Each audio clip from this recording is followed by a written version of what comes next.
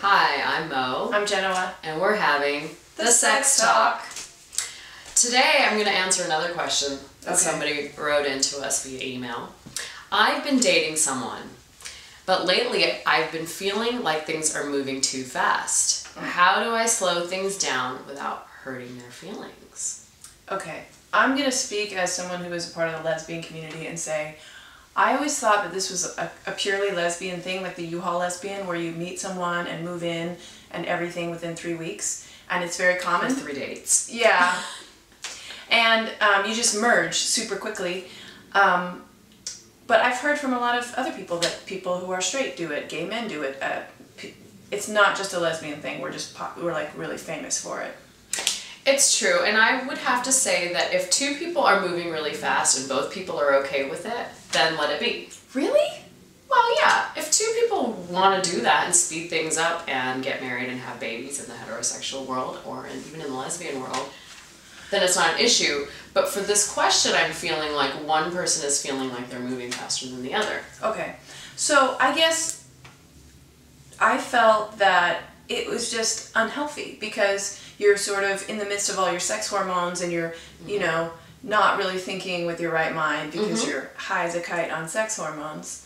So I thought it was inherently unhealthy. So I think it's very interesting. Well, I think you bring up a really excellent point that I really want to address really quick. Are the sex hormones, when you do meet someone and fall in love, there is certain hormones that do make you feel like, I mean, biologically proven that they make you feel high, like you're high on cocaine. So you're not going to be making really good choices and decisions. Right. You're going to be really impulsive. So it's really easy for both people to be like, okay, let's do this. And then a year and a half down the road, they're like, oh my God, we're married and I'm pregnant and I don't even really like you. Right. That happens all the time. And you need to recognize that there are a lot of hormones at play. Now, if you feel like they're moving too fast and you're not ready to go as fast, or even if you feel like you really want to and you guys are both really ready, you can set boundaries because it's good to know that those hormones are going to wear off. And those things that you notice right now, the little red flags that you choose to ignore, that you brush under the rug, are going to resurface in a year and a half, and they're going to be that much bigger. Right. So if you slow things down, you really have an opportunity to sort of take stock at you know, everything that's going on in the moment. But are you wasting all of that great sex? All of that hormonally induced sex? Well, it doesn't necessarily mean you have to waste the sex. Why not have the sex? But set boundaries. And not merge. Yeah. Right. For example, you can, instead of seeing each other every waking day and every waking moment and then moving in within 3 weeks. Right. Be kind of, you know, set some boundaries for yourself. Well, I'll see you Tuesday night and then I'll see you Friday night. Okay. And follow through with those dates, you know, and you can even check in between. But there's no need to constantly see each other all the time. Or constantly text.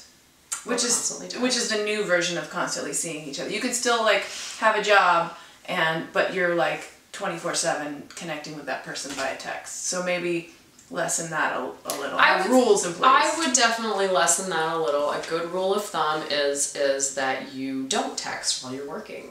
You know, maybe you text on your break, on your lunch break. Okay. Or if it's an emergency, or if you're trying to decide what you're going to do that evening, you can respond. But try to keep it minimal. You don't want texting to become the main way you communicate. Right, and you're just sharing every moment of the minutia of your life with someone that you really just met. Yeah. And all of that instant merging. Yeah. It's really exciting to want to do that. And I could see where many people really feel like they want to have that connection and they want to do it. And I say go for it.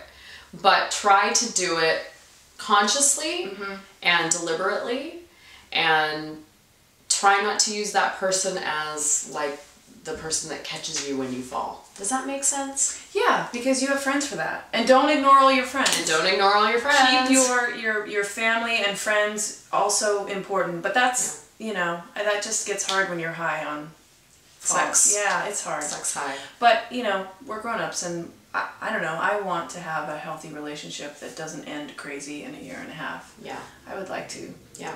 So I'm gonna keep what you said in mind. I like the idea of boundaries. They're good for you. Do what feels right, but also do what feels good. Try to find a balance. Okay, I think that was the sex talk.